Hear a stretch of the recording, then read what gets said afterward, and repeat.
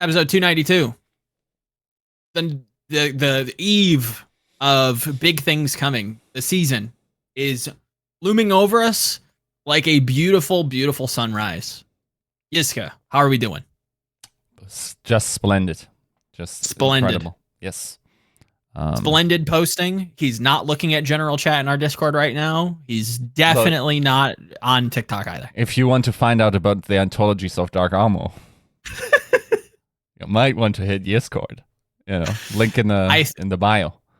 I'm telling you guys, we need to set up a lore. We need a full timeline of events of the Discord chronologically established, because far too much has happened to not include it into a book to sell to the masses at a very low price, because capitalism fucking sucks. Anyways, here we are. Lots of things happening. Boston could be imploding. Chengdu Hunters apparently dead. Strength of schedules are calculated. Based Eric, thank you so much for providing that. We will be getting into strength of schedules. We'll be getting into the news. We'll be getting into our APAC power rankings, minus contenders teams. If we have time, maybe I'll con Yiska into letting me preach at him about them. But that said, Yiska, are we excited? Yep. And if you think to yourself, like, how are they going to fit this into one episode? Like, that sounds like 3 episodes. I have to inform you that APAC power rankings are just going to be ass. Like, it's just not that fun, especially without the Hunters. Yeah, Hunters being gone definitely makes things a little bit more cut and dry on top of a pretty already cut and dry region. I will say my opinion has been slightly skewed leading up to this. I have had my stance changed on a couple teams, and they are a little juicy. So stay tuned, or click on the timestamps if you want to just skip to that and skip all the news. But I think you might want to stay for that. But as we head into the episode, we do have to thank our patron producers and our YouTube members. So for episode 292, thank you so much to Battle Crab, Refined Bean, Bronze Babu, Picasso, Chris R34444, Kasha67, Lulshin, Porkchop Sammy, Rexane, Volamel, and Sugar High, and our YouTube members, I am DRW, Brother, Adam L, Soggy Fumi, Isam Gel, Fire Element 6, and Chris R. And AK. I skipped him. Them. Sorry about that. Here we go. Hunters are dead. Pour one out. We're sad. Yeah. I mean, what a shit show, dude. Yeah. Yeah. So, I mean, the writing of that was on the wall for a little bit longer, sure. right? I have it on pretty good authority that the entire used PTR or scrim thingy accounts was just a rumor. I don't think that if someone was logged in, they were definitely not doing trials or anything. And yeah, I don't know. If that doesn't sound like a death rattle to you, you have not been paying attention. Yeah, a team kind of just folding, and the league potentially not having any kind of leverage to argue against it kind of is concerning, because it kind of already sets a precedent. Like, how many NA teams are not frothing at the mouth at the possibility to not have to cost to kind of cut costs in that way. Yeah, no, it's not a good sign. It is going to mark the start of some big changes by the end of the year, potentially seriously big changes.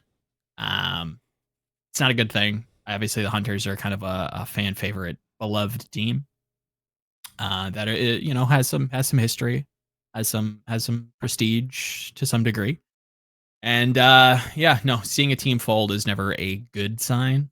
I don't know if it's complete doom and gloom, let's say. Maybe that's a little copium. But I think the APAC teams in general are under a different set of constraints, especially the Hunters, Shanghai, teams. They have a little bit more going on behind the scenes than I think is readily available to the public. Whereas even last year, the Hunters had to do some pretty big house cleaning because the parent company had some serious financial trouble, right? When it comes to Shanghai, obviously last year we had the one cable incident, right, where their internet was kind of spotty.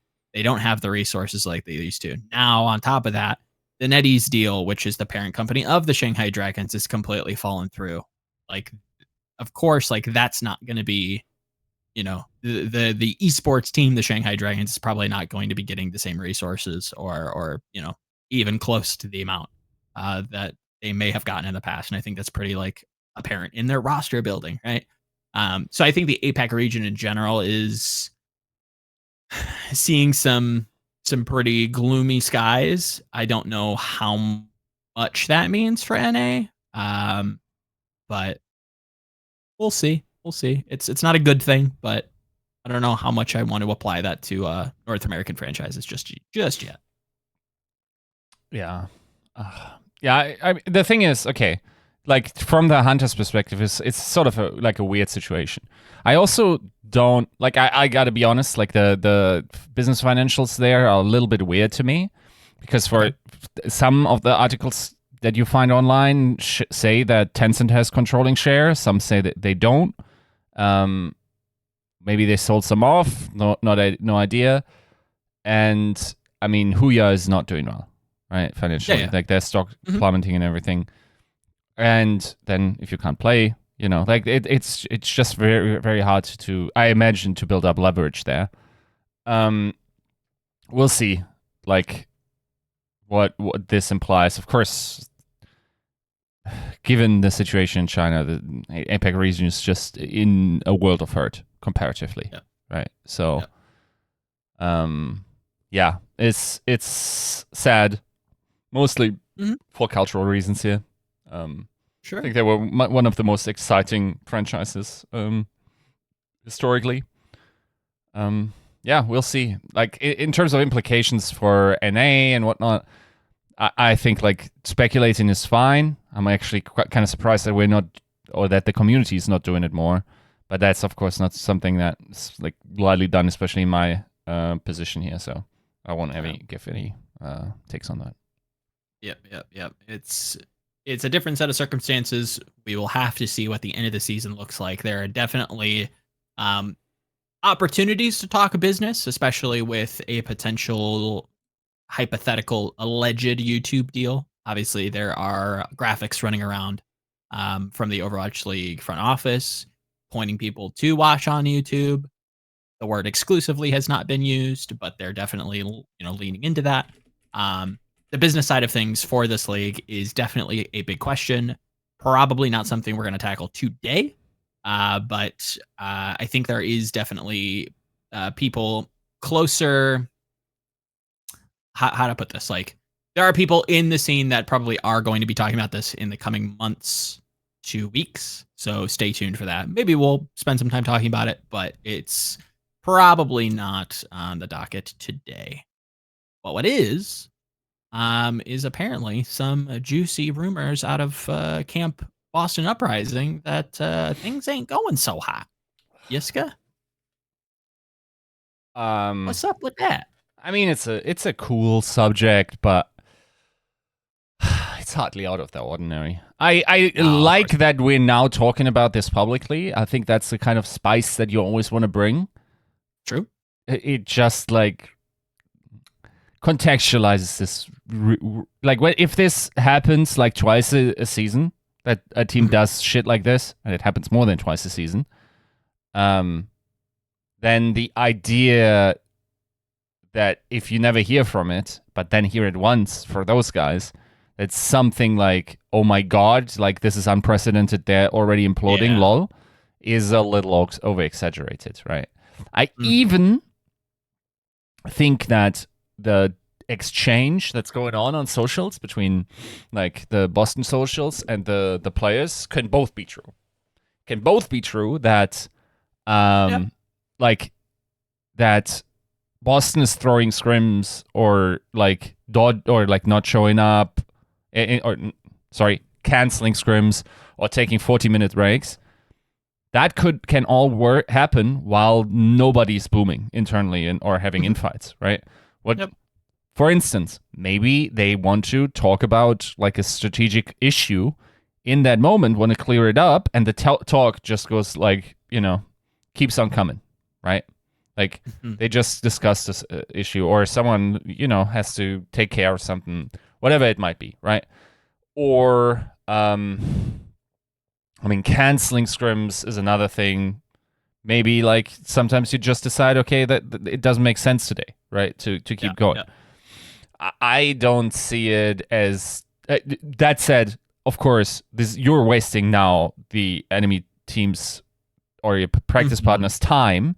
That isn't a minor infliction. These guys are now sitting on their hands, like waiting for practice, right? It's not that easy to find ringers, and probably also not nearly the quality that they were expecting, which is shit the week before you're starting, right? Yep. So I understand the both sides here, if what they're all saying transpired, but personally, like I haven't talked to anyone internally about this or anything. It just, to me personally, doesn't feel that extraordinary. Yeah. I think, like, hopefully we just see that kind of banter more, because that's entertaining, right? Yeah, having transparency into things that already kind of happened in seasons prior, where, you know, even like in our community that people are like, oh, I'd love to see like a Dardoch moment. And it's like, bro, that's already happened. Like, it just hasn't come out publicly. Like, a lot of this shit that other esports are a little bit more transparent about, or are, you know, a little bit more loose-lipped, you know, allow you to speculate, read in between the lines. That hasn't necessarily taken hold here. And I think that would be kind of interesting. I think that would definitely be a net positive for most of the product's sake. That said, I tend to agree with Yiska that this is kind of a nothing burger. The shit happens all the time. Infighting, boomage. I think it would be very surprising for people to hear the teams that have boomed but still performed. Right? Yep. I think it is comical, the level that, it's not even comical. It's actually kind of impressive that you can boom as hard as it sounds like teams have in the past and still like show up on game day and still be very, very good. So I don't necessarily hold that against Boston, but what I will say is when you start to like, you know, cancel or, like you're saying, waste people's time, I think that's when, like, you know, the ban list comes out and maybe you don't book Boston scrims, and maybe, you know, finding good practice for Boston is a little bit more difficult. I think that's the big takeaway here, is not that they're mentally booming already, which could be a possibility. I don't think that that's something that's like specifically or solely like their problem. I think that I would probably put it on like 70% of this league probably booming at some point, at varying degrees. I don't think anybody goes through. I think you have to be a team that's just like built a little extraordinary. Like, you've got to be like assembled differently, let's say, to like get through a season without like having any kind of potential boomage. This one seems a little bit spicy, but I think the big takeaway is more so that teams may or may not be, you know, rethinking how, again, if this is true, teams may or may not be like thinking about how they book Boston, you know, in their scrim schedule. I think that's going to be more of a factor when it comes into, you know, week one of like the 2023 season. Is this team practiced enough? Did they get a good meta read? Because again, we're going to be coming in on a new patch. We're going to be coming in with some fresh meta looks. And we've seen in the past that if you're not in the right scrim bubble, maybe you haven't seen the Torb strat, maybe you haven't seen the Life Weaver, like that's going to have to be in, like, disseminated early on to some teams that have been kept outside of like the top tier scrims. And if Boston are, you know, fucking around, well, maybe they get to find out, and maybe they don't get to find out what the meta looks like, right? Yep. Yeah, I don't know. Once again, like, cool that everyone's entertained. I wish I could be. But it's just not that unusual. Yeah, it's not unusual. This tends to happen. But what is interesting, and we did talk about this, where we talked about this, you're gonna have to find out this Monday. Maybe there is something coming this Monday. Maybe there's an extra episode. Maybe you want to ring that notification bell and subscribe to find out what that might be is. But we did talk about it. Maybe you want to do your, you know, spring cleaning and need a way too long podcast. Yeah, maybe you need a 4-hour long podcast. I'm just saying, maybe you want to pay attention Monday. But we did talk about this with somebody. I won't say who. And it kind of bled into and transitioned nicely into like the strength of schedule things, which we do have thanks to Eric, who has run some very interesting kind of maths and equations to kind of establish, who has the best strength of schedule and whatnot. I don't think you need to be a complete genius or stat sheet, Google Chrome wizard, whatever, to figure out that Boston actually has a pretty easy strength of schedule. I think they come in and they play like Justice and they play New York, and it's fairly easy. Is there a worry in your camp, Yiska, in your mind, that even with a fairly simple strength of schedule, that they come in a little bit weaker than we expect?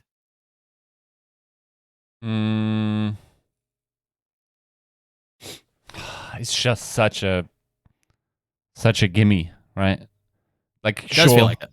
Sure, if you started out with Vegas, that would have probably been the ideal scenario to get an easy dub. But I feel like this is also just a schedule where you can build confidence. Whatever like happened now happens, and then once you get those 2 wins on the first weekend, I think nobody's going to care about it anymore.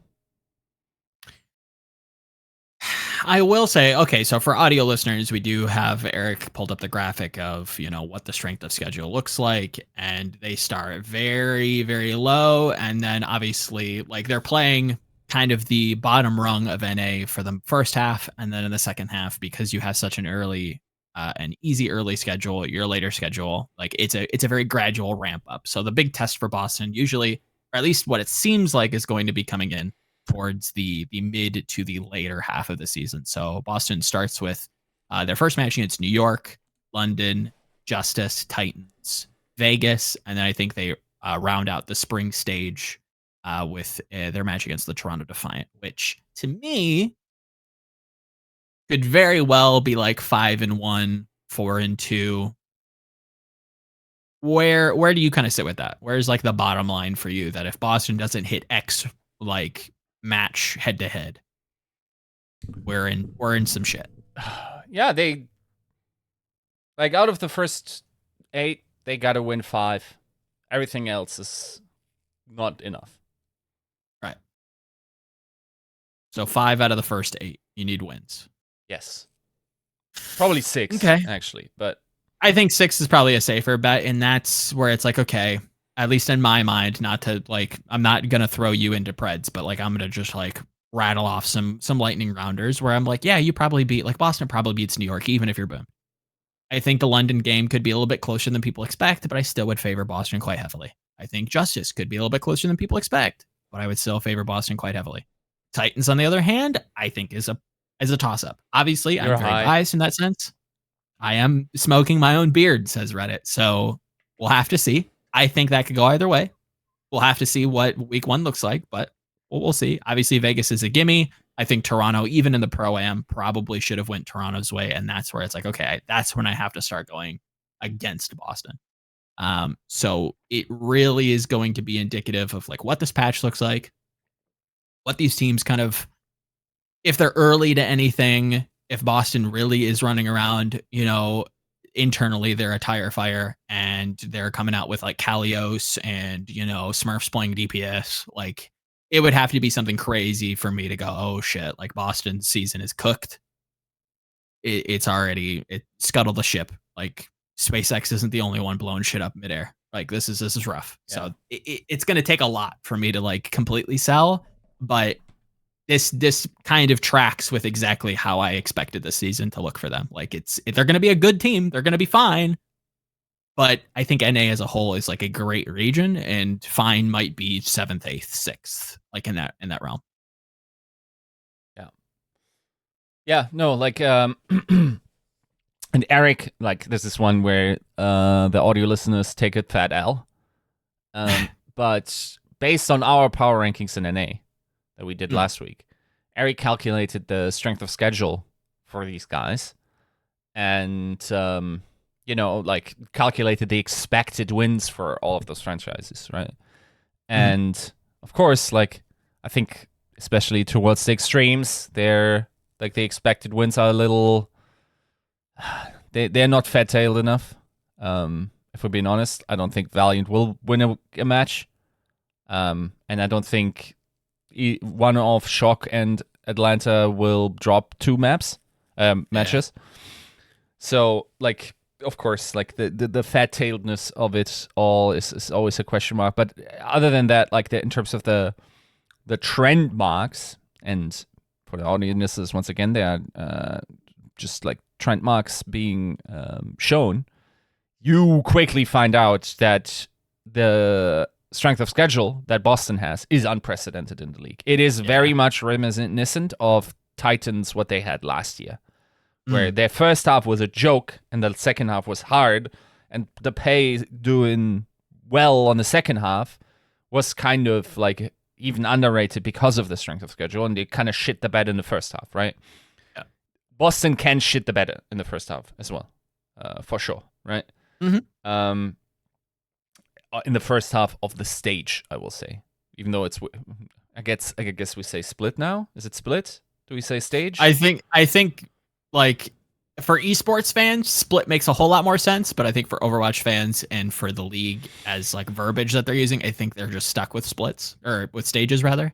So either or. I know what you mean when you say splits. Yeah. Stages is I think what we're coining. Do we know who is going to, like, how many teams are going to be part of the qualification tournament for mid-season? So for the knockouts for mid-season, I think both of those details for both regions is still TBD, or at least to be announced. We do know that the top 4 teams from the knockout stages from NA will go to the international competition, and the top 2 teams from APAC will be going to the international part of the mid-season madness, right? The problem, and this is where I think a lot of the messaging for the league has been like very messy. The league starts with qualification matches to play into the knockout stages. The knockout stages are technically qualifiers for international competition. So be it playoffs, be it, whatever. But there's no shot. We don't know how many people qualify for that knockout tournament right now, right? I could not tell you off the top You're of my telling me head. that teams don't know how many matches they probably need to win? I think I would hope the teams know. I don't know that the public knows. Fair. I'll ask that because fuck me. Yeah, it wouldn't be. I'll say this: it wouldn't be the first time that teams would be figuring out something as we figure it out. So I think there's a non-0% chance that they might not also know how many games they need to win. What is likely to be the case? I think like 8 teams maybe is, or okay, maybe top 2 get auto seeding. Could be. Like higher seeding into a higher bracket, and then you could go 10. We just love making regular season just completely meaningless by having a lot of, not completely meaningless, just like very low stakes. Very low stakes in order to not piss people off. But it's of course astronomically different for the mental of a team like Boston if they need to be top 4 in order to get knockout stages, and those are just placements. Right. Or to get to knockout stages when 12 teams get to knockouts, which I think is too much. They're probably not going to do 12. I think like 8 to 10 is probably the sweet spot. I would imagine so. And let's be honest, dude, if you're not making 8, like that's even below your estimation of them, right? Yeah, that would be an astronomical. I have burned all my money. Yes. Bobby Kraft, please come and help me. Oxygen Esports is failing levels of disappointment, right? Like that would be a ginormous L for the Boston Uprising for a team that has probably the most experience. I don't even think that's that crazy to say. In Overwatch League history, this roster is completely stacked to the brim with talent, former winners, like players that have been owed a win for feels like forever. If you can't hit above top 8 in a stage with a stage that includes New York, London, Justice, and Vegas, you need to rethink your career decisions. I'm sorry. Yeah. That's egregious. And I also That don't is- think that's going to be the case. No, I would suspect that they easily make even a top 8 finish. If top 8 is the knockout or the cutoff for the knockout stage of the spring stage, if that makes sense. Mm-hmm. I think they probably get that pretty easy. So where they sit amongst that ranking, that's where I think it needs to be. I think a lot of expectations need to be reeled in from the Pro-Am, where they did look very good. I think they overperformed in Pro-Am. Them having some internal struggles, whether or not they're going to get good practice, whether or not what this patch looks like a lot of those factors could see Boston course correct in terms of like trends and finish among the good teams, but not the great teams, which depending on where you kind of, where your expectations were for this roster, it could be what you expected, or it could be a pretty big underperformance. Yeah. To be fair, there's no way around, when these 2 in blue face up, Boston got to win this one. Yeah. Agreed. Yeah. If you can't answer the door, it's a fucking wreck. It's not, you can't not figure that out. So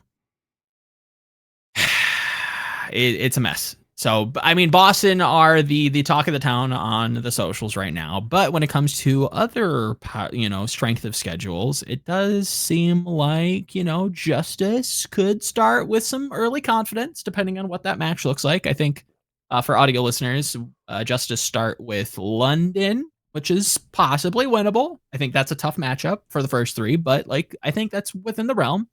Then they go Vegas, then they go Valiant. I feel like at least in the first 3, 2 wins is guaranteed. No, sorry for Justice. Yeah, 2 wins is guaranteed. Yes. Yeah, I think Vegas and Valiant are pretty much bye weeks for most teams. Should be. I think we've already talked about how impressed we were with Flora. I don't need to say much about Alpha Yi. I drafted the motherfucker twice. Right.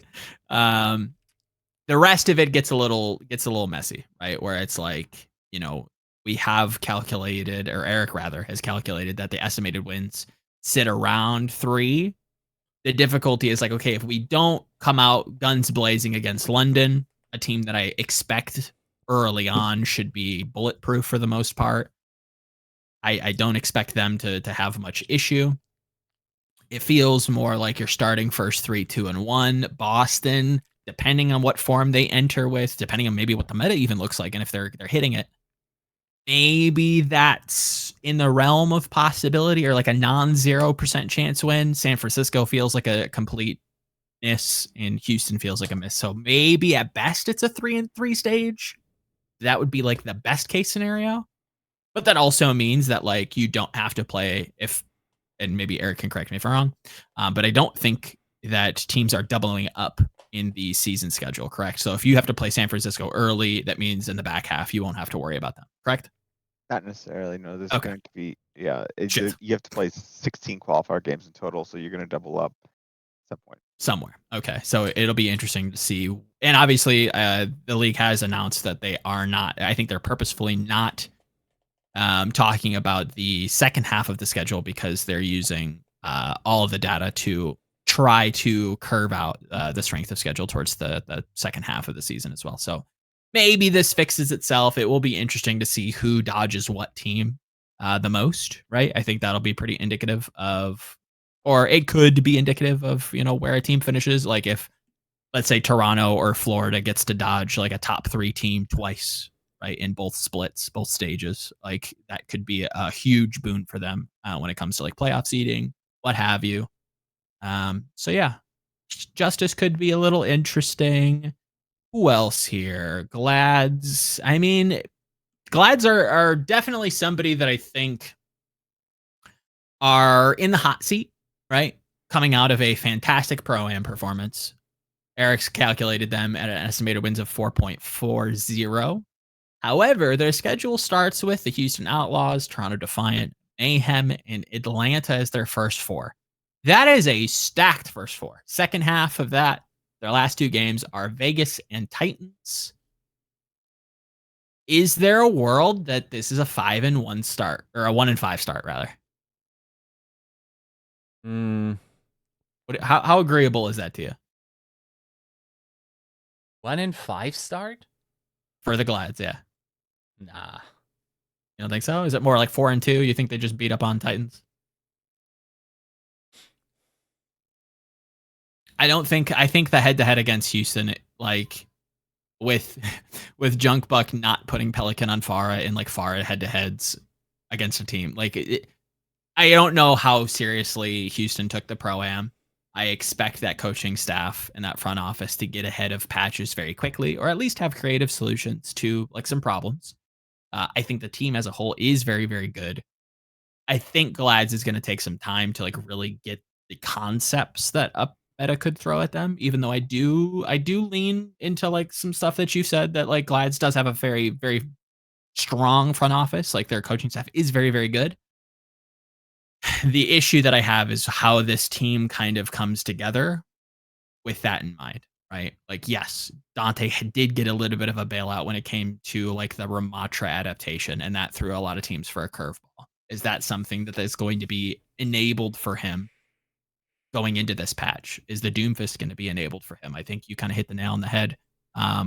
Going back into the power rankings, where it's like Dante is going to be, a lot of those win conditions for Glads are going to be very similar to what Houston's were last season, where it's like, okay, if Dante can play the heroes he's good at, we're off to the races. Now we've got Kevster, we've got Dante not being necessarily hindering some things.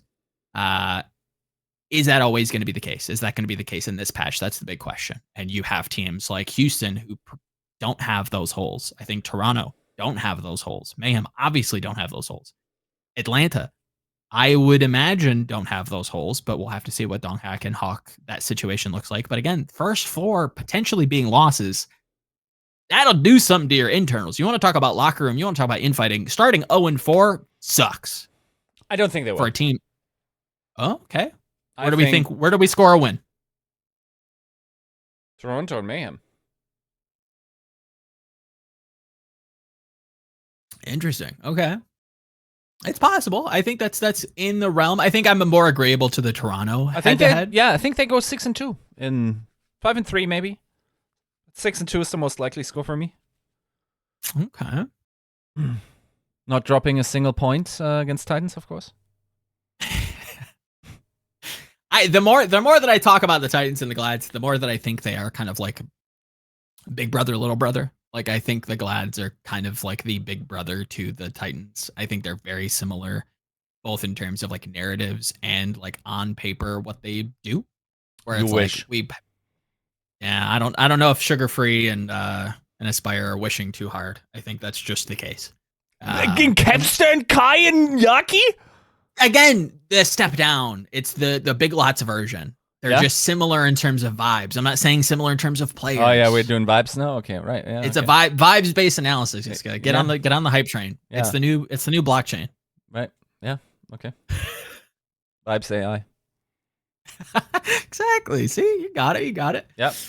Before the vibes paperclip the universe. What's another team we can talk about? What do we got in here? What other strength of schedule to you seems kind of interesting? I feel like the Glads are just the Outlaws are just going like bouncy castle. In terms of schedule. Top, first 8 estimated wins. Eric has put them at 5 estimated wins, which feels pretty good. Schedule looks like the Houston Outlaws are playing the Gladiators first, and followed up by a bye week in Valiant. Then they play Atlanta, which obviously is very difficult. Then they play the Justice, much more palatable. They play the Shock. Oh shit. They play London. Nice, easy breezy cover girl. Then they play Mayhem. Not a bad team. Very, very, solid team. And then they play Titans. Holy shit, we're always going to lose it. They're just simply the better green team. So that sucks. So yeah, 5 wins seems a little bit more likely. Yeah. No, for sure. Like, I think that's going to be interesting. Actually, looking at this schedule, dude, that first Shock weekend looks kind of spicy. Yeah. Because you got to think Like they're currently still not in their practice facility. They're at Guild House. Bingo. They Yep. they also not playing from LA seemingly this year because that's in San Jose. Like, how settled are they? How good is the practice? Will they get the right read on the meta immediately?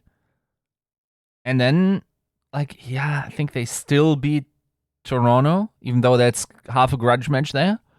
Mm-hmm. Dude, if they beat Atlanta that first weekend, my I don't God. think they do. I don't think they do. If I'm going to be honest, I think there's a real possibility that Shock starts 0-2. Krusty in this front, like, Krusty's coaching staff tends to, and I say tends, not for the Valorant player, but like just in terms of like trends across his career, right? When we've seen the Shock suffer, it's been at the start of changes, right? They're not great at adapting very quickly. They tend to need a good rate on what is possible. They refine it down. They execute very well, right? Towards the end of a meta cycle. As the season format dictates, meta cycle should be drawn out, something that you kind of pointed out, and I agree with. A little bit longer than we previously have had. Thus, probably marking Shock's graph or strength graph, let's put it that way, like a big J. Or a backwards J, I should say. Right? Like they're going to start kind of slow. This is going to be a team that probably has to curve into something, but once they get a hold of it, they're off to the races. And I think that is possibly how this starts. Even if you want to give them the head-to-head against the Defiant, which I think is very agreeable, I think that's going to be a whole lot closer than people expect. Sure. I think Atlanta, that's going to be difficult. If I read Krusty and 9K like I think I do, if I read this roster, like even you're kind of insinuating that like there are extenuating circumstances that are not putting them in the best environment possible. They're on a patch that's new. This is a coaching staff that needs to refine things down, that wants as much footage as possible to try to get an optimal play. And I think that was even slightly viewable in the Pro-Am and in the league scrim codes, where they were very quick to identify Ramatra as a potential line, as something that they want to play quite a lot of, especially on control maps. And we saw that against Atlanta in those league scrims, right? So something else you can kind of point to with Krusty is that they're playing optimally, right? They're not necessarily looking at like that. That kind of goes without saying because you've created a team that can play a lot of things. But for the most part, outside of like maybe some control shenanigans, Krusty tends to want to coach his team to play optimal strats and not like what is likely or what is like best for the team strategies, right?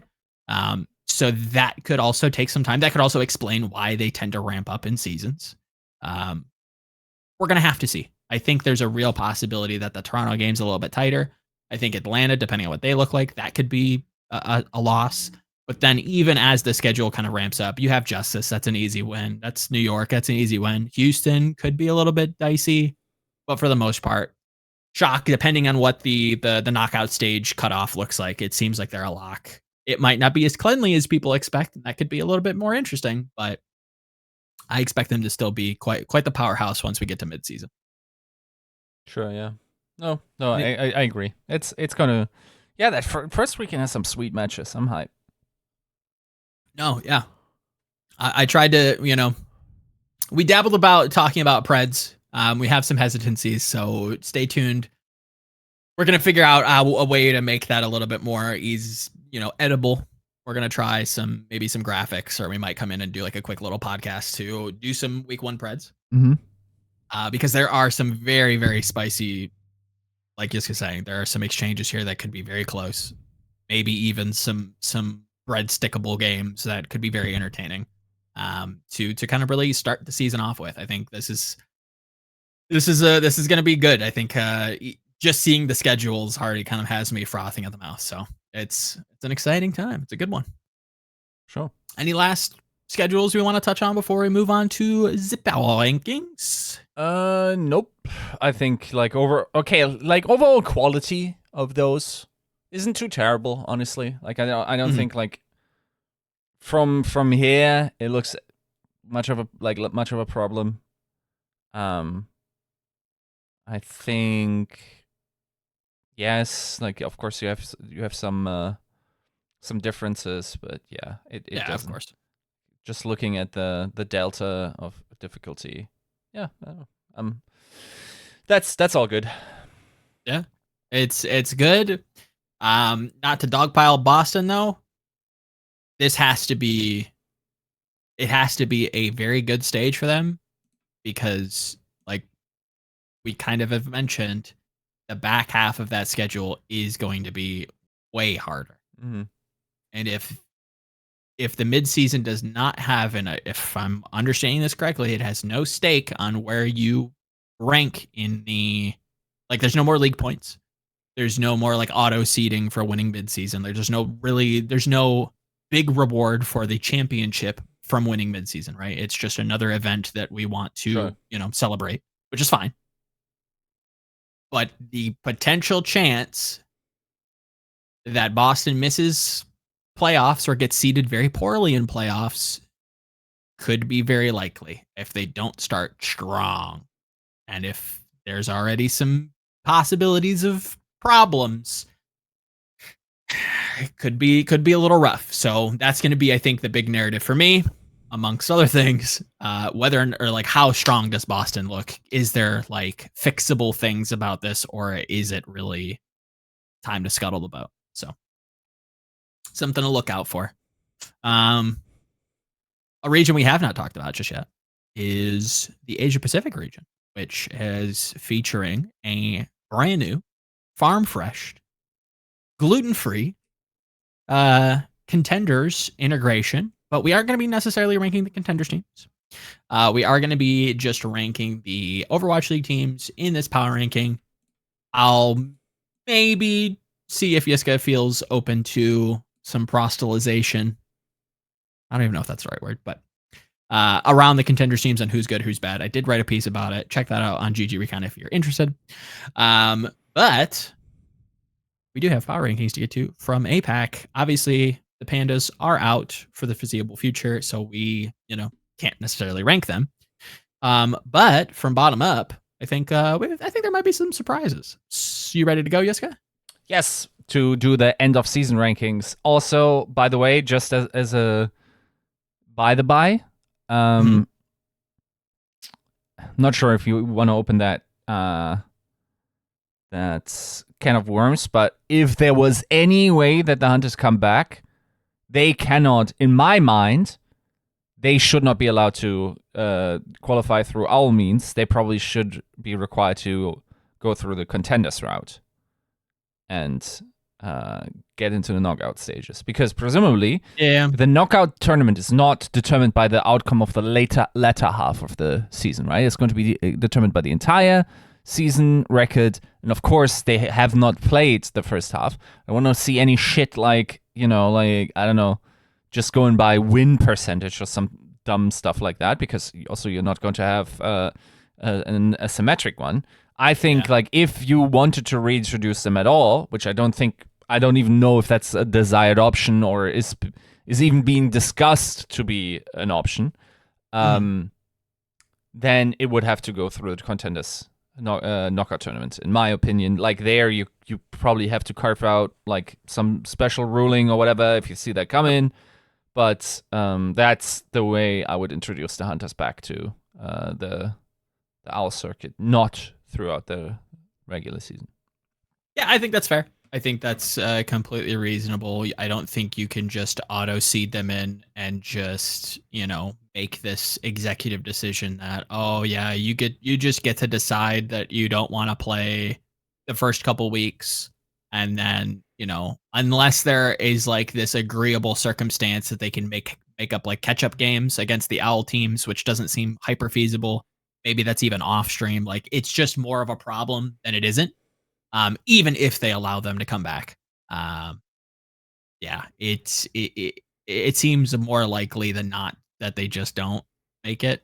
And even if they wanted to come back, they might not even be able to, right? I think that almost is more agreeable that you just say, yeah, you missed out.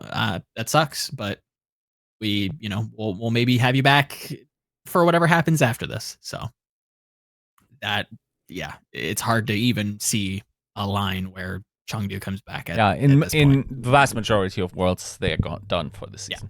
Yeah. This year, Hunters are sitting out unless news changes like tomorrow, right? Where it's a schedule can be quickly adapted. It would have to be immediately. That stance has to be flipped. So don't think that's the case. So Hunters are going to be in their own zone, as they tend to be. So coming into the first stage of our power rankings, I think a team that may or may not surprise some people, the Guangzhou Charge. A team that does only have Piggy, somebody who I've historically not particularly care for. Audio listeners, we're putting them 4th in APAC.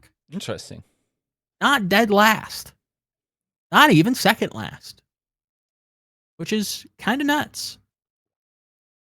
Yep. I think a lot of people are still baited by the name recognition. Or the lack thereof, right? You look at the Charge, same team, big sleeper. A lot of people are not remembering how big I was on this team coming into the tail end of last season when they started making these changes where they get Xerneas in, they get Far Away, they get Jimmy, right? Obviously, there's a case to be made that having a single flex tank that has never really proven themselves is not something that you want, as my phone goes off. But I think there's room for the orbiting pieces of this roster to perform very, very well for themselves.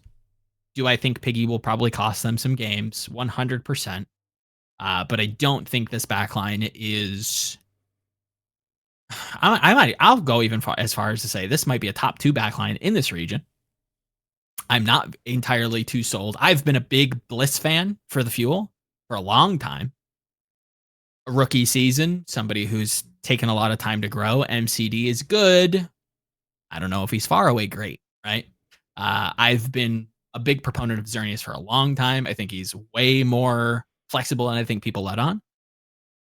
Did obviously cost the Hunters a potential playoff performance, but the kid's good. Period. The end.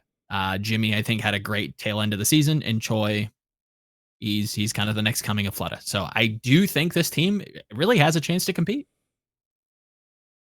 Yes, and I think starting with them is also a smart choice. Well done, Joe, because they're kind of like the barometer of the region. They're the unchanged team. We kind of have a good inkling where they will be based on their last stage performance. So they are a good ruler in terms of what to measure the other teams by. I kind of like this team for sure. I'm a little wary about the Piggy situation. Yeah. Then again, like my guy changed a lot. Maybe he changed his hero pool a lot as well. So we'll see. Once again, like it's not that interesting of a team just because they didn't change much, right? So yep, definitely, probably the benchmark of where I think contenders teams can strike up. I think anybody like that too 3 and above, right? So positions 3 to 1 in APAC probably are untouchable from contenders teams. They're just mechanically built different. The macro's too good. The resources are all there, right? Like the top 3 in APAC are probably going to be untouchable. Guangzhou feels like the gatekeeper where it's like, okay, we're looking at O2. I'm going to even say going as far down as Rhodes, right? The APAC contenders winner, basically kind of a Chinese B team where you have like 800, you have a Prida, you have, there's another, Kaneki, I think, is playing on support. Like there's some very talented teams coming through contenders, depending on if they make knockouts or not. It remains to be seen. But Charge could be dropping games to contenders teams into the knockout stages. So be wary of that. I think they probably compete pretty tightly with APAC teams. But I think a lot of the mid-table APAC teams are probably dropping some games to contenders teams. Sad, not even sadly. I think it's exciting. So we'll have to see. Moving on, we have the Spark, the Chinese super team, raised back, Leave and Shy together. Where do we got them? I know where I got mine, but where's your bread buttered? Is Tasmo holding a gun? He sure is. You're high. Am I though? Yep. Am I though? Why am I high? Is it the Leave hesitancy that has you? Granted, okay, for audio listeners. Yeah, okay. Quickly for audio listeners before we get into the copium, the hopium, whatever. I have Spark leading APAC as my top team in the region. Yiska has them at 2. So not too far off, but obviously a difference. Go ahead. Right. I think that backline is questionable, especially the Lengsa situation. Like if Sure. Like, come on. We all know who you take if your life depended on it, you go Xerneas every time. Yeah, correct? Of course. Without a doubt. So, and to the point where it might actually be a liability. Especially if you go into the double flex metas, right? Which, might be happening. That's a big question mark to me. Shy Leaf, of course, unquestionably. I have some question marks about Leaf's continued excellence in this game. Then again, he has done it for years. I'm not concerned about the DPS line whatsoever. No. Tank, okay, right? Yeah, whatever.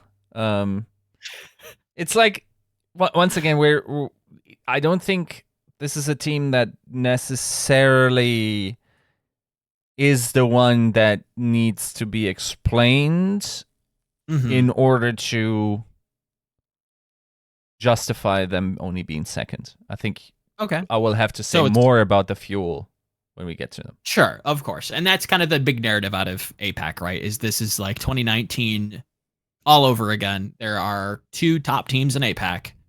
It is the Fuel. It is the Spark. Nobody else, even in the Owl teams, really comes close.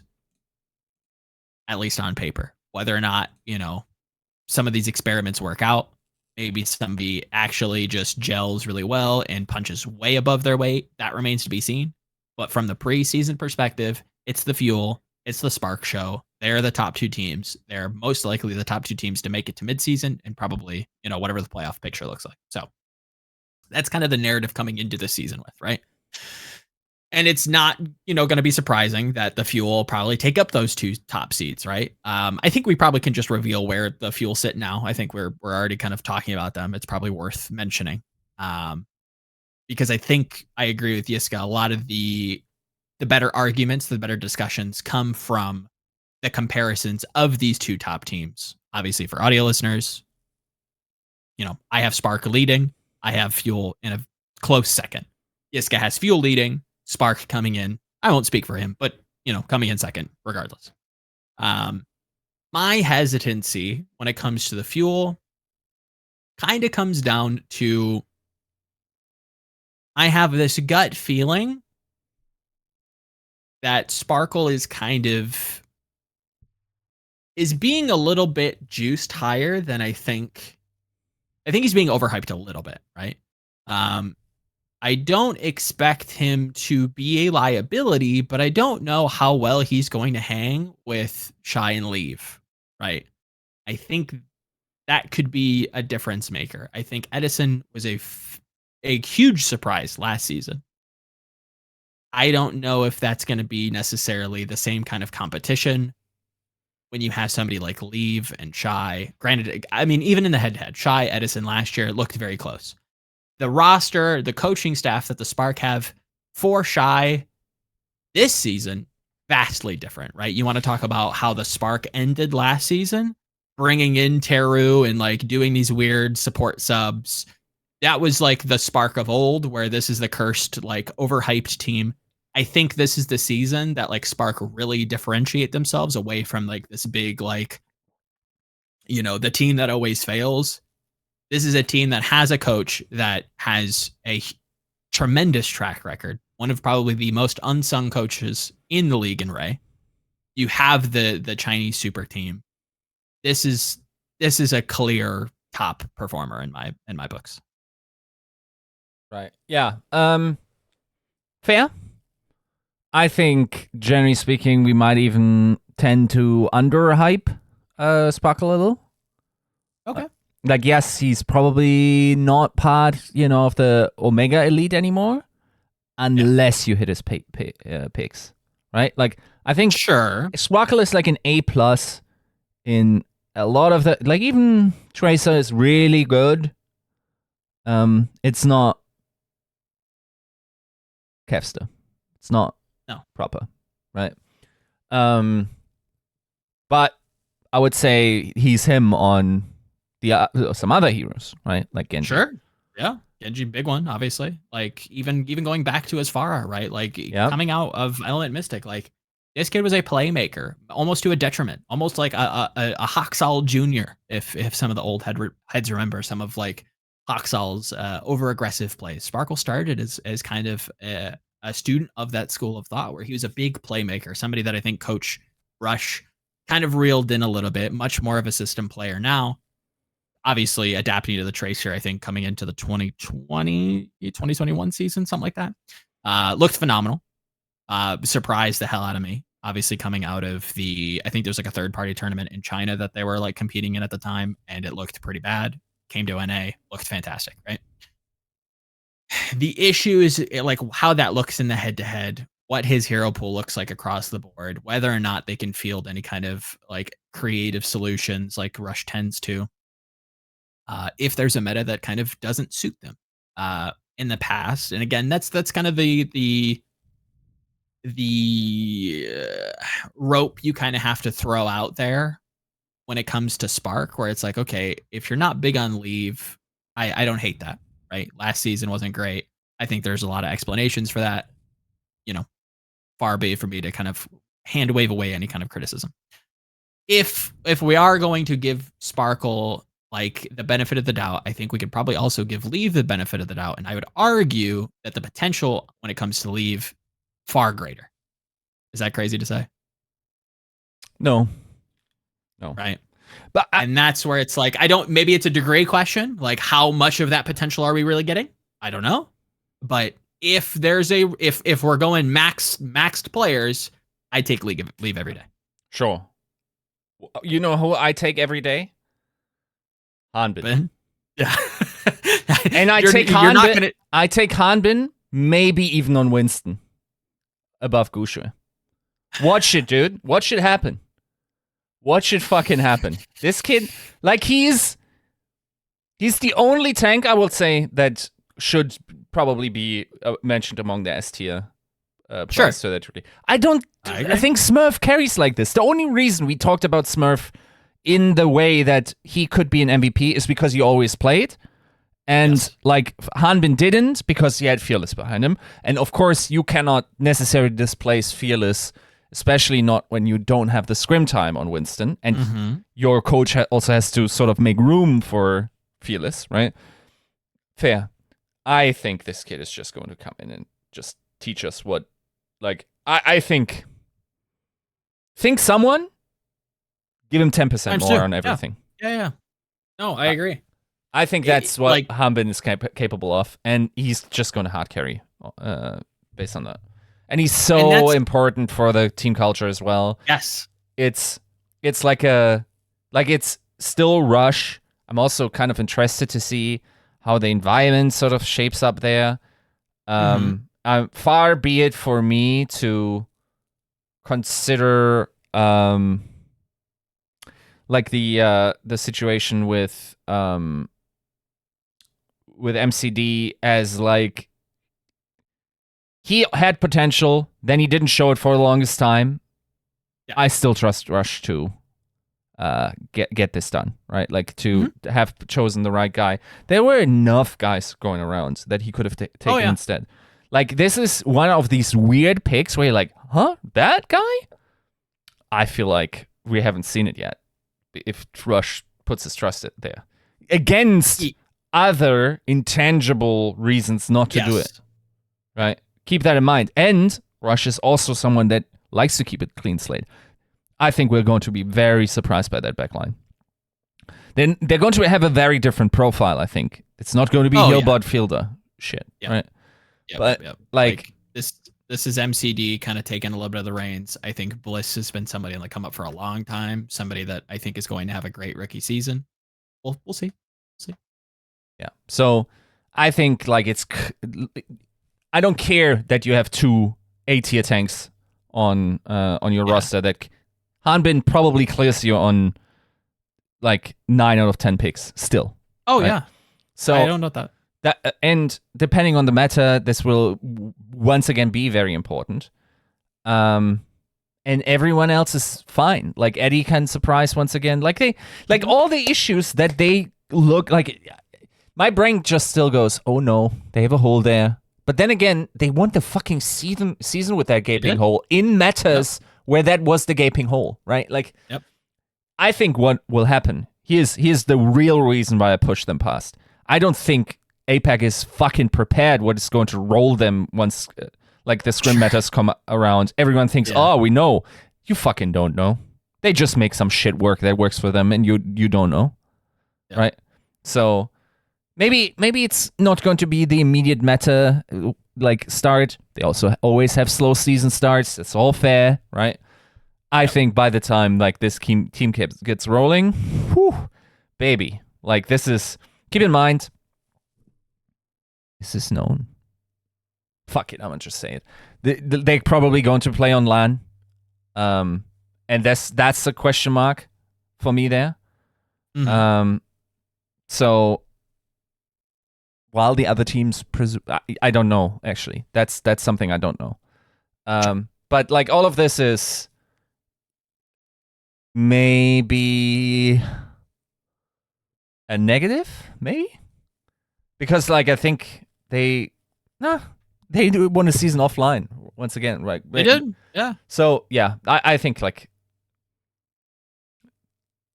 in essence, the quality of this roster is not what it was last year. Correct.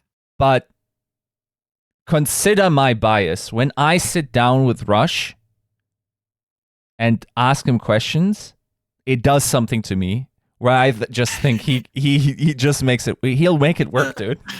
I don't doubt that he will make this work. I like as you kind of preach the gospel of Rush, the more that I wonder. In seasons past, right? We've heard people like Christopher come on and talk about like these meta trends that just pop up out of nowhere, and I have to wonder how many of them came from the fuel, and I have to wonder how different APAC is going to look in meta interpretation because they have a brain like Rush in there, because they have Ray, who's historically done that's shit fair. That's way wacky, right? The differences this season could be astronomical, which is like so much fun to think about, right? By the way, just so like I can get you and Kenobi off my back, nothing like it does something emotionally to me when I think that in this current situation that we're in, that 7 years into competitive Overwatch, a guy's team that already fascinated me towards the start of it could bring an MVP player with him all the fucking way and win a season. Like if the Spark wins this season, I'm with you guys goosebumping and celebrating that victory. Don't get it twisted. Like this is not me hating on this roster at all. No, not at all. Right? No. Like this is just like believing in Rush. And yes, I think Ray is a similar type of coach that does shit. Like Ray is what Chengdu wants to be. we got Ray at home. Type of vibes. No, I get that. Like unorthodox strategies that, I mean, to be fair, Chengdu has a season win. Ray doesn't. But it would be a cool story. I just think Chengdu has a season win with probably the most stacked roster of any season ever. Yeah, and I really sincerely hope that we all underrate the quality of this APAC region, and that we don't by mid-season once again find out that this is just like an inferior region. Yeah. I think it's just going to be different. I really, I think this like conversation as a whole has like shifted my view. I was already kind of like still big on APAC. I really do think that there are a lot of strong contenders teams coming in that probably can compete with some of these fairly budget owl teams. Let's not make any let's call spade a spade. I really wonder how different it's going to be. I don't think there's going to be like an inferiority complex or any kind of like inferior like skill level, because I really do think that like APAC's differences are already apparent. Now you're plugging in two of the best coaches like creatively in the game's history to a region that's already done things differently. Shit's going to get wacky. The differences between NA and APAC are going to be vast. So I don't even think the comparisons are going to be like even apt, because it's not going to be like which region is better. It's just going to be about like a difference of style, right? And I think that is across to any kind of like head-to-head sport. That's what is going to like sell the product. Is you go through boxing, you go through MMA, what have you. Styles make fights, right? That's how you sell these big marquee matchups. That's what puts butts in seats when it comes to midseason, right? And that's the kind of success vector for this league. You need to have differing styles. You don't need to manufacture it. You just need situations like this to occur. You want to try to foster it. This is the outline. However, and I don't think that anybody is like hearing you talk, Yiska, and like hears any kind of spark hate. It is a game of inches when it comes to these two top teams, and it's a differing like it's a difference of opinions on like what we value more. I don't think it's too crazy to say that the Dallas Fuel are a tank-led team. Hanbin is probably their best player bar none, and will be leading this team front and center.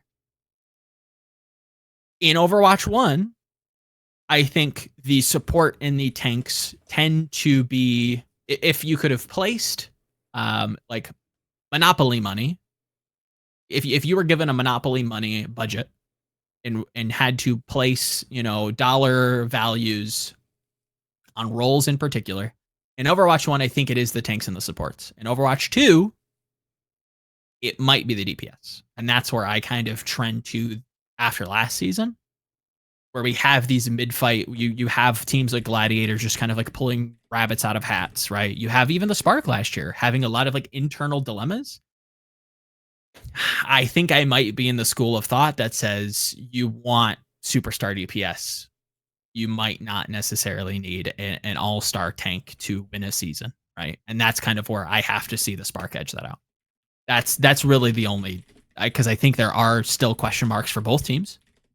I think neither team gets out of this unscathed when it comes to global power rankings. I think there's a little bit more to be said, and again, I don't even know if it's even worth doing a global power ranking right now, because I really do think that things are going to be different. So again, top two teams, it's the Spark, it's the Fuel. Wherever you kind of sit, that's totally fine. I'm agreeable to either side, but yeah, I think Dallas is going to be very good. It'd be a crying shame for either of these teams to miss out on any of these tournaments, because that would be a ginormous L. That would be inexcusable. Yeah. Nope. Any last thoughts with the Fuel? Nope. I think this will provide, like, the beauty of a smaller region is also that you get to see the POC teams face off one more time. Yeah. So, yeah. Or many more times actually, because of the lockouts and those being more likely. Yeah. You get the idea. I think this will be a rivalry that sort of follows us. Yep. Next, here we go. We're getting into the bullshit, aren't we? We're getting into bullshit more ways than one. We're coming up on the Seoul Infernal, a team that, in my opinion, did not make enough changes. However, there were other teams that made too many changes. And thus, they sit at third. I have them in the third position. So do you. Yeah. Okay. Shocking, absolutely nobody. Shit. I thought that was a hot take. No. I think, like, you've mentioned this prior in even like us talking, that there is a team that I think is going to be pretty underperforming. That may or may not be another Seoul team. We'll see. But no, I think that the Infernal has a lot going for them. I'm leaning to give Mag the benefit of the doubt when it comes to like his career, right? I think it's not shocking to me that you have a team willing to take a chance on a player who hasn't necessarily lived up to their amateur expectations in Mag, and the other half of that, former roster landing on a team that's already kind of blowing up, right? That doesn't shock me. Whether or not Mag played ball in the shenanigans, far be it from me to assume, right? I don't know. What I'm willing to put out there is that maybe this ecosystem allows Mag to really showcase at least some of his potential, where in the past, it was very clear that he was not either trusting his teammates or on the same page at the very least. At the very least, this kid was on a different page from start to finish. I was willing to give him a lot of credit when it came to growth and when it came to the coaching staff's macro at the start of last season. And by the end of it, it was out the window. It was back to the same mold. Mag doesn't know what's going on. He's not engaging. They're playing slow. Kalios has to come in. Here comes Assassin in the Genji meta. He's dashing in. He's leading the charge. It looks great, right? It was a noticeable difference when you had a vocal presence. Where that comes from in the Infernal, hard to tell. What it's very clear is that this is a DPS-driven team, and much like the Spark, I think that's going to succeed. There are too many question marks when it comes to tank, when it comes to supports, to put them in second for me, especially against the Fuel. But they have the making to be obviously a very punchy team. I don't think anybody needs to be sold on MN3 and Zest. There are some questions when it comes to MN3's, consistency. I think that they're going to probably run close against a team like O2. Maybe run close against a team like Panthera coming out of the Spring Open. Whether or not they lose to contenders teams, I would tend to say they probably won't. I think they should be of a caliber that they should probably beat these teams consistently. But are they dropping these games? Are they dropping maps here and there? It seems likely that they're not going to just sweep contenders teams. I don't think they're built like that just yet. So, yeah, that's where kind of the Infernal sits for me. Seems like a solid third place in APAC. Yep.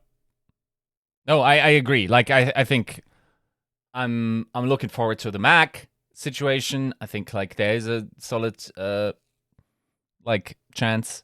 I think everything else there, like, yes.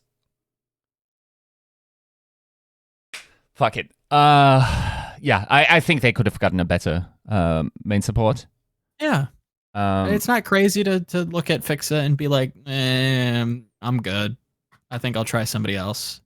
Maybe even try to be competitive. Like, if Roston, and God bless him, I think Roston's fantastic, but like everything that Roston said in the preseason led me to believe that like T1 was still interested in investing.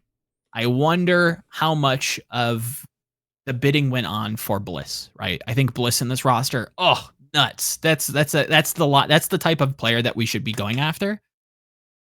Fixa just didn't really leave a great impression for me out of last season. Now, what he did say that had me very interested is that he seemed to be very open to like movement, right? Like, we're going to give second chances, but like, we're not pulling any punches. Like, we need to be serious. This has to be, a good season. And that's, coming from the coaching staff down. So if this doesn't necessarily work out, what are we going to do about it? Are we going to make some changes? I trust that he probably has, that already in the back pocket. Maybe that's where a sixth player could come in, because if memory serves, I'm going to quickly do a Wikipedia search. I don't know that they have 6. I think they're still on 5, and per the roster construction rules, they need to have 6 by season start. So in a week, they need to figure something out, right? Do they sign the janitor from the T1 facility? Do they sign Carpe as a player coach? I don't know, but there still is possible movement for an extra support, for an added DPS. I think it probably behoove them to grab an extra support personally. But yeah, I think you really can't miss. I think a 6th player probably is going to really round out this roster nicely. So as long as it's a player that is going to play, I feel extra comfortable putting that 3rd. Yeah, that's a big question mark for sure. So yeah, no, there needed to be a little bit more change. I think they could have been competitive, obviously, and I think Roston talked about this. The offseason was tough for APAC teams, which kind of explains why Dallas did what they did, especially if you can, try to salvage a championship-winning team by doing things that both meet your financial goals and still, adds a carrot to the stick of a player, possibly, staying with the roster. Makes a lot of sense why you might move to the APAC region, right? It wasn't easy to keep everybody together. Obviously, they lost the back line. But that's where, maybe some of these contenders' talents could funnel up. And I wouldn't be shocked. I would not be surprised if by mid-season, Infernal made some moves. Like Fixa maybe departing, maybe an additional tank, depending on what kind of resources, T1 wants to throw at this. There's talent out there. There's some serious hitters. Like 2U still out there. Top Dragon still out there.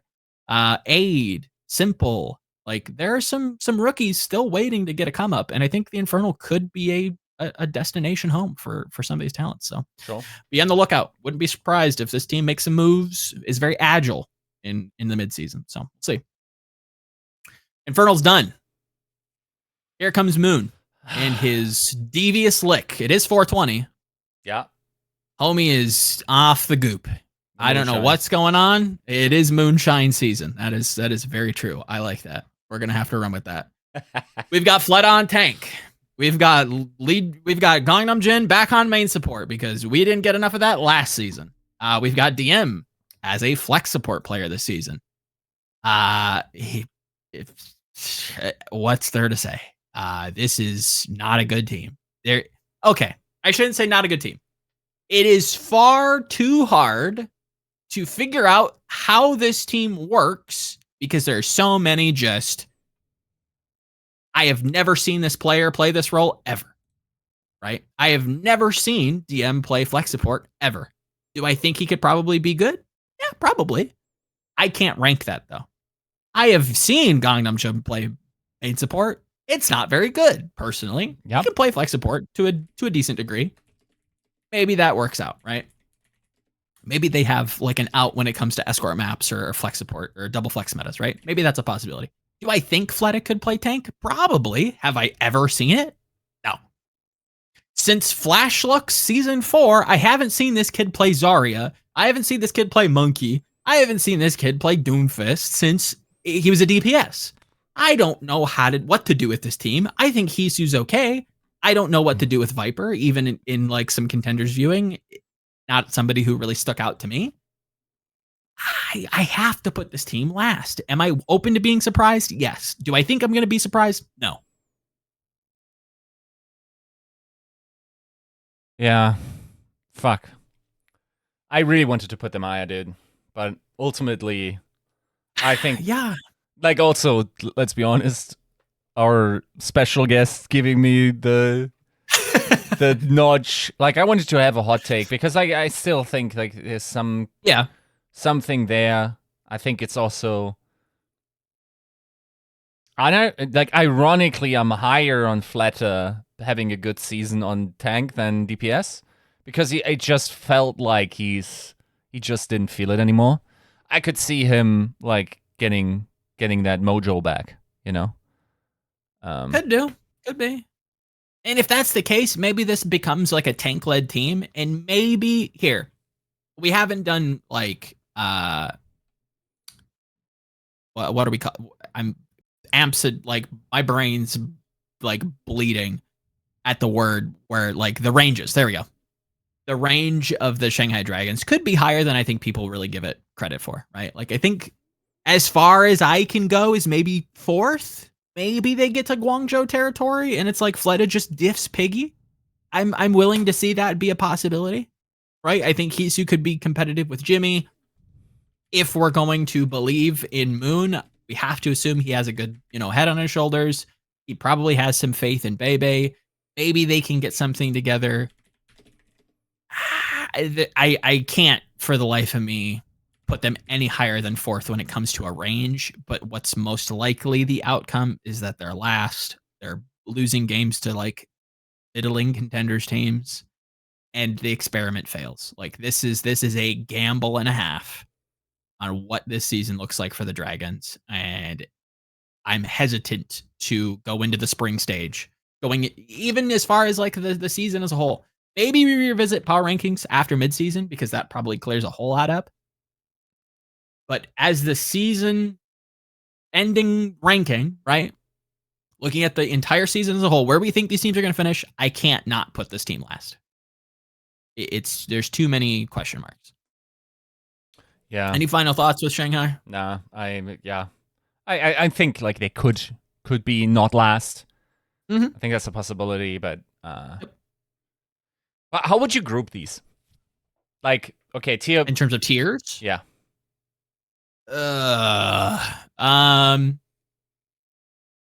Obviously, I mean, Eric's kind of like pointing towards Chengdu. Obviously, they're in their own zone. I think the bottom 2 teams probably are. I think it's like separated in 2s, and I think most of the, if I could be as bold as to say, most of the top contenders' talent probably filters into the second tier. So that going in between teams like Infernal and Charge, I think that's where most of the top contenders teams sit. So teams like O2 Blast, Panthera, maybe even Poker Face, probably filter in that 3-4 position tier. Most of the rest of the contenders talent probably filters into 5-6, a team that we have not named yet. But if you have audio listeners, I trust that you can also figure this out visually, that you don't need to figure out what team is missing. And the Dragons, I think they probably filter on there. Not very good, maybe has some solid pieces, but as a whole, macro wise, not very good. And then obviously the top 2 teams are stratified, right? Like it's for all teams, it's 2x2 in APAC. Yep, I agree with that. Yeah, and then do we want to talk about Seoul? I mean, that's the last team on the docket. I think my mind has been shifted. I think previous to our conversations today, I'm probably swap Seoul or Dynasty and Infernal a little bit, just based on Prophet's legacy, based on Prophet's skill level. I think he could probably hard carry a team. But with some of your comments and some of those comments being echoed by some of our guests for a thing that may or may not be releasing Monday, stay tuned, like and subscribe. It might be a sleeper season for good old Prophet, right? Void coming in off of a potential retirement doesn't have me thrilled. His little P Prophet, not somebody that I'm thrilled about. Lee Sumin's okay. Krillin did have a solid season last year with the Justice, but it's still Krillin. It's not, my favorite team. I think range wise, if, the intangibles are not necessarily what we expect, where we think, some of these players are a little bit phoning it in, they don't necessarily chase the harder region, let's say. Maybe they could get as high as 3rd. Maybe they play within that, mid-table APAC team and they could compete. I think it's very possible to do that. I'm just very hesitant to throw that out there, especially with, Prophet basically hard carrying a lobby on his own. It is going to be him and 4 warm bodies. It's not a great team, sadly. Yeah, I think there's some upside there. I think they could theoretically. If lightning strikes, they might be 3rd. They could be, yeah. That's the range. Yeah, but yeah, I'm just not like I'm sorry. Like this is not a roster where you go, let's win the league. This is a roster where you go, let's be there, let's have fun, Yeah. let's make memories, and maybe we can run some dumb shit here and there. I'm open to being proven wrong when it comes to Void. I think like if we're doing like head-to-head matchups, like them and Charge, it's a close call, right? I don't hate if anybody was like, the Seoul Dynasty should be above the Charge. Yeah, I don't hate that. I think that that's agreeable. I think the difference maker is really that support line, right? I think that Xerneas and Faraway, absolutely dumpster. It's not close. Krillin and Lee Sumin. That's a different level of play right there. Prophet, however, kind of nuts. Still, we're gonna have to see if he's still got that dog in him. I would tend to agree that across 5-6 years that he's able to do it consistently, he'll probably still be able to do it. The issue is that he doesn't have a ton of people around him, right? It really does feel like Prophet and 4 bodies. Whether or not that plays out that way remains to be seen. Not a team that I think is going to like leap out into like early metas. There's nothing about this team like intangibly that I'm like thrilled about. The skill level is okay. Prophet's going to do some heavy lifting if they want to punch up. That's kind of where it sits. Yeah. Oh well. And it's sad.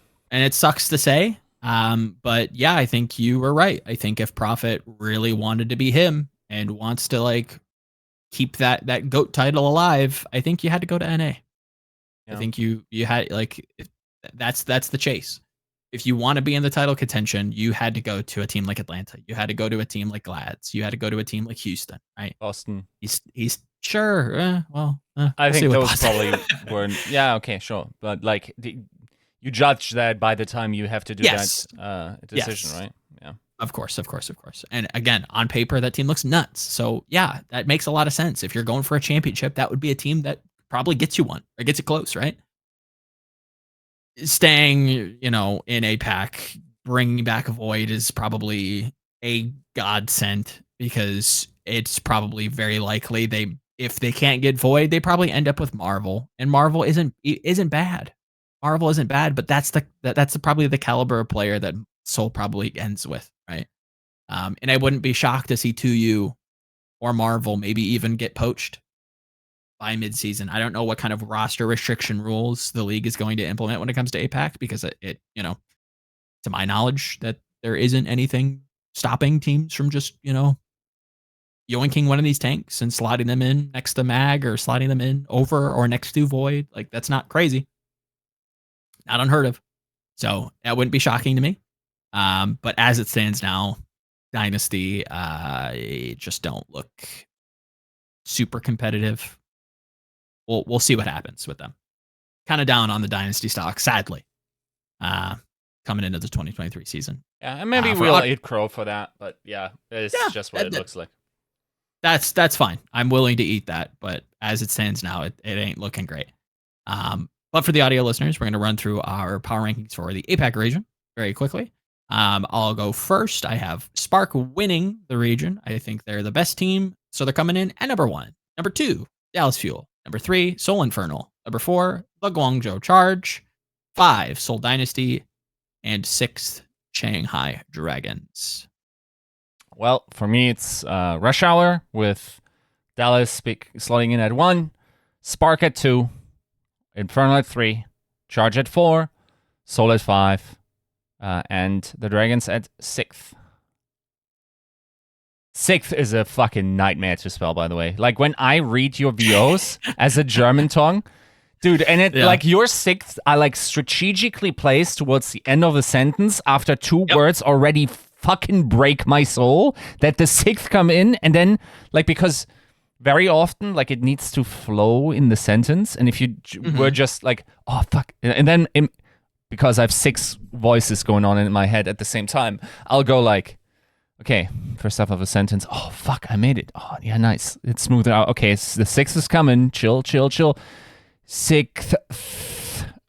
Fuck, too long on the TH. Okay, fucking let's do it. You know how often I punch my table doing these? I would love a director's cut. Even if it's just from my eyes only, of you raging while doing VO work would be comical. Absolutely. Netflix comedy special hour type of vibes. But that said, that's pretty much it for the preseason. We've ranked NA. We've ranked APAC. Contenders teams and we're going to have to get to eventually. I'll spin the block once I have the scrim box, and then I'll finalize on Twitter or some shit. Yes. Once Yiska gets juiced and has his cheat codes, we will go to Twitter and we will make graphics for week 1 Preds. If those get a lot of interactions and you guys like that stuff, we will do that for the entire season. I have a funny feeling you will. So we'll probably just do that anyways. But outside of that, I think it's time to wrap things up. It's been a long day of recording. Sure. Why? I don't know. Tune in Monday. You're going to have to find out. Monday. Based. That's it. Anything coming down the pipeline for you? Yes, but let me not say it out loud. Otherwise, it disincentivizes me from doing it. True. I know that feeling. Kind of similar thoughts there. Got a little work to do this weekend. We'll see what that looks like. But yeah, no, just getting excited for the start of the season. A lot of matches coming in. Super exciting. And yeah, have to get going. So Sweet. that wraps it up for us. Episode. Where are my show notes? There we go. 292. We're out of here. We'll see you Monday. Rapandas.